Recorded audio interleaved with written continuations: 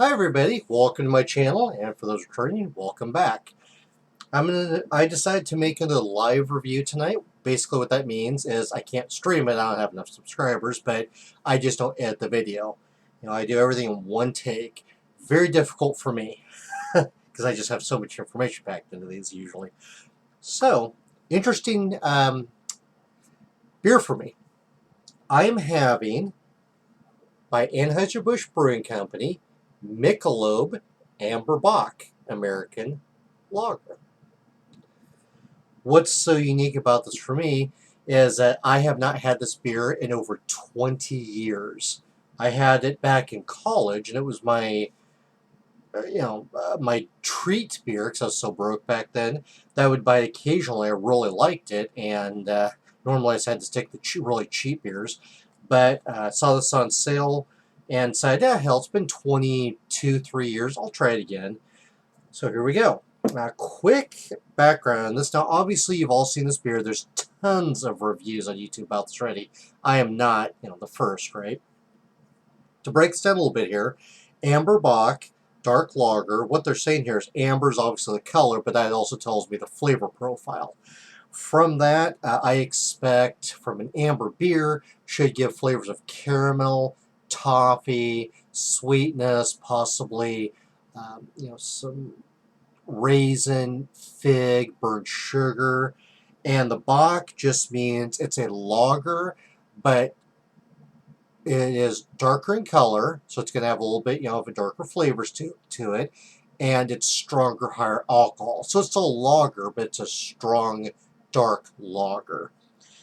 At the bottom here, it says an American Bock-style lager brewed with 3 unique malts, including roasted and caramel specialty malts. Right there at the bottom, although it's a little too blurry to see. The roasted malt surprised me a little bit. I don't know if they literally mean roasted malt, because there are malts like that, but the thing is, those flavors usually include some astringency, mouth puckering, roasted coffee, a little bit of burnt flavor to them. And I don't know if that's what they did here or not, or it could just simply mean the caramel malt, because crystal caramel malts are indeed roasted. They're killed, they're cooked. That's how it gives them their flavor. So it's difficult to see what they use here. I'm confident in saying that they used a Pilsner base malt that gives fermentable sugars, and also some bread, cracker, toasted sweet flavors, and then the crystal malt. That's probably where most of the flavors are going to come from. Very briefly, my guess that they used a crystal 40, 60, or 80, although there are many others. Those from the lower number, the higher number, give caramel, toffee, and they become more intense as the numbers go higher. And then they include, that burnt sugar, raisin, plum, maybe cherry. So I don't know which one they used in this. They may have also used a caramunic, which gives intense malty flavors and sometimes some toasted notes. Hard to say what they used in here. They don't spell it out. By the way, crystal and caramel is really just a type of malt. The specific name depends on the manufacturer, but at the end of the day, they're pretty much the same. So Anheuser Busch has been around since, 1852, I think, right around there. Michelob brand came out, I think I read 1896. I don't know when this beer debuted. I first had it, I think, in 96, 97, but I believe it started even in the 80s. I couldn't find that answer, but I don't think that's a Tuesday Night Trivia question anyway. All right, so not a lot to see here. You've all seen this beer many times. Nothing new here, but I have never seen a technical review on it. All right, with that said, let's see what else is there here. One final thing. As far as the lager characteristic, to most people that doesn't really mean anything. But lager, there's lager and ale. What's that mean? It's a type of yeast. That's all it is. It's not really a type of beer, per se. A type of beer would be a blonde, a porter, a stout, an IPA, an amber. That's the yeast. Lager yeast ferments at a cooler temperature than ales. They take much longer because the yeast works slower. And lagering literally is German for store. So when they're done fermenting it, they store it, maybe on a bright tank, in a keg, wherever they put it, for several weeks, and that helps condition it, enrich the flavors a little bit more, and just really bring out the flavors. So that's what lagering is. Yeah, so, okay, with that said, let's go ahead and open this up and try it. Yeah, it's so weird to have this after all these years. Okay, let's open. So, let's go ahead and pour some now. It's my Pilsner glass.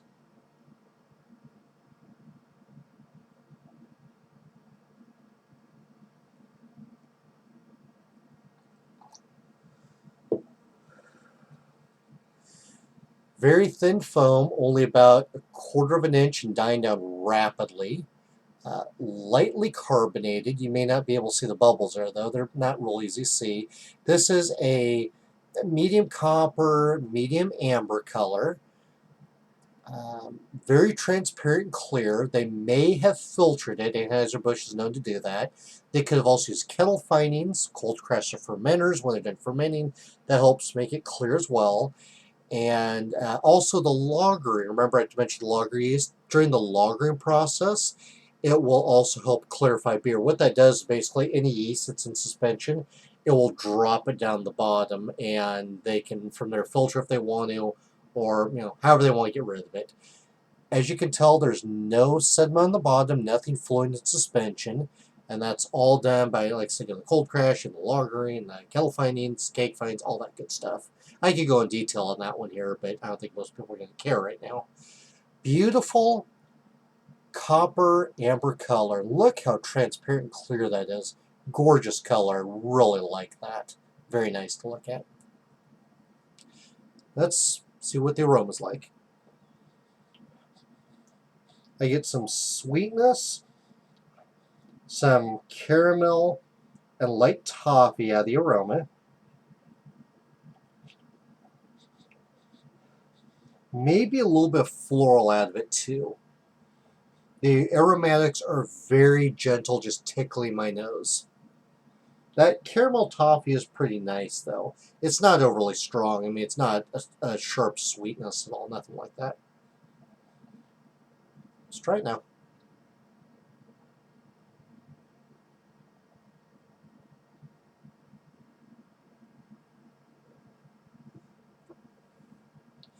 It opens up my mouth, gives a fairly thin coating of flavors, sweeps back and forth over and over, coats my mouth with some light caramel flavors, a little bit of sweetness in there as well, a little bit of candy tones, but they're pretty light, and I'm getting a light, like a bready, malty flavor along the bottom, very gentle. All the flavors in this are really restrained. They stick around for a little while and start to fade away, but there is residual caramel sweetness, very nice. So far, based on the flavors I'm getting and the color, I think they probably used a Crystal 40 malt in this. That's just what it seems like based on, well, like I said, the color. May have used a 60 in it, though. The main difference between those is the intensity of the flavors.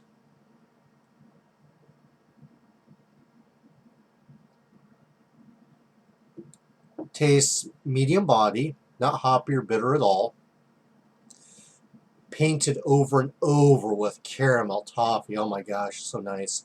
Now, it's not strong. I'm not eating a piece of candy or a candy bar or anything like that, but they're noticeable. You know you're drinking a somewhat sweet beer. The lager yeast usually gives characteristics of crisp, clean, and bright. It allows the malts and hops to shine through more. This is definitely letting the malt shine through. I have no idea what hops they used in this one. Could have been absolutely anything. Probably nothing too exotic, but I'm not noticing real hop characteristic. It's except like I said the floral. Um, no, this is letting those crystal malt, caramel sweet flavors shine. Uh, so it does have a clean profile. It is crisp. It's not bright.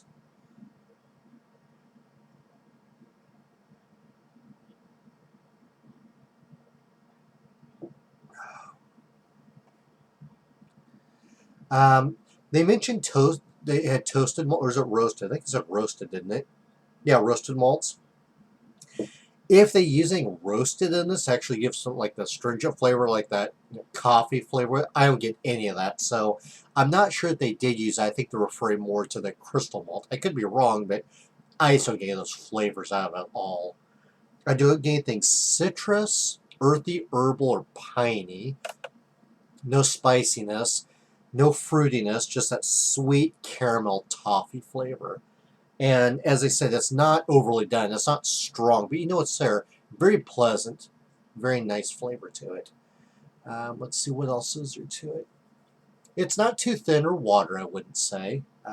Simple beer, simple recipe, but just a nice flavor. I think it's definitely about the malts, not the hops, not the yeast.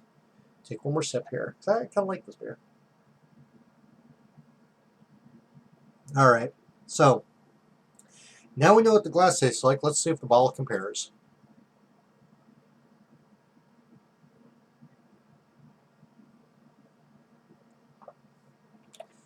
Balloons up my mouth, paints everything over and over with a somewhat thin but noticeable layer of caramel, sweetness, a little bit candy in there.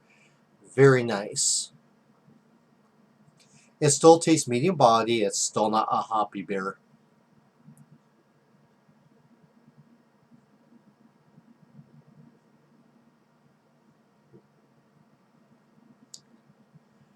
Yeah, I'm just getting that nice coating of that caramel toffee. Slowly fades away, but still leaves a nice, pleasant residual caramel toffee. I never did get any plum, raisin, cooked sugar, fig, cherry flavors. Not that. Yeah, I didn't get those. The crystal malt used in this probably wouldn't have given those anyway. I thought it had a darker crystal malt in, like an 80 that's known to give those, but the lower crystal malts don't give that, so it's not really wrong. It's just not there.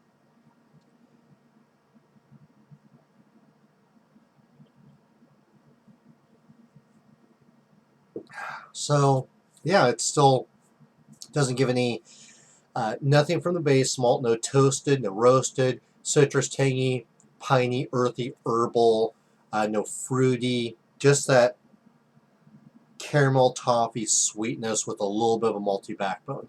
The bottle and the glass taste the same. I can't tell the difference. There's no off flavors in this from, the ball's not skunked from sunlight. There's no DMS, rubbing alcohol, chemical flavors, acetone paint thinner, diacetyl, DMS, no off flavors. The quality control is actually excellent with Anheuser Busch, even if I don't like their beers. I won't buy a skin just because I'm just not a big Anheuser Busch fan, and there are way better beers out there. As a matter of fact, the German Doppelbock I think is way better than this stuff. But I still would recommend people try this beer, although I'm sure if you watch this video, you probably have had it several times. So, big surprise there. Let's see. I guess that's really about all for this one. I don't think it's an amazing Amber Bock. I think for the price, for being mass-produced, it's actually not bad, but it's not my favorite. It's just, just an average, typical amber beer. That's all it is. So, I'm going to fill up one more time here and get moving on. These live reviews are not the easiest to do. It's pretty hard to cram those details in just a few minutes. So, yeah, I guess that's about all here. Oh, make sure the bottle again like you haven't seen it right. So Anheuser Busch, St. Louis, Missouri, although they have breweries all across the country. Michelob Amber Bock. It is an American, dark lager. So if you have any comments, feedback, suggestions, or questions about beer or brewing, or even this beer, send me a message. And that's all I have for this review. If you liked the video and you found it informative, please like and subscribe. Cheers.